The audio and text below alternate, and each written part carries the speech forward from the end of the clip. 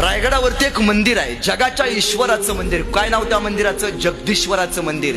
ते मंदिर होळीच्या माळावरती उभा राहायचं आणि लांबणं बघायचं. ते मंदिर तुम्हाला लांबणं मस्जिदीगत दिसते.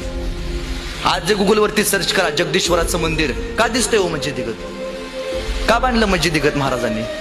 तुम्हाला माहितीये आपल्या प्रत्येक हिंदूंच्या मंदिरावरती गोपुर असतात, पण महाराजांनी ते मंदिर मस्जिदीगत बांधलं. महाराजांचा दूरदृष्टिकोन बघा.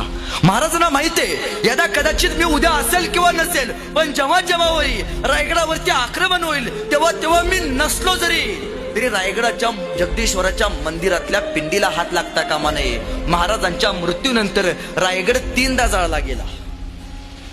रायगडावरती प्रचंड मोठं लाकडी बांधकाम होतं. आता त्यातला एक लाकूड सुद्धा उरलं नाही. त्या जगदीश्वराच्या मंदिराच्या बाहेर नंदी आहे. त्या नंदीची गर्दन सुद्धा तत्कालीन काळातल्या माणसांनी कलम केली. पण 3 वेळा रायगड जाळून सुद्धा जगदीश्वराच्या मंदिरात जायचं धाडस यवनांचं झालं नाही. का? कारण ते मंदिर लांब मस्जिदीगत दिसतंय आणि मस्जिदीत कधी यवन जात नाही. त्यामुळं आज असलेल्या महादेवाच्या पिंडीला हात सुद्धा लागला नाही. आपल्या गावातला देव आणि जगदीश्वराच्या मंदिरातली पिंड जर कुठल्या राजामुळे शाबूत राहिली असेल तर ते छत्रपती शिवाजी राजामुळे राहिले.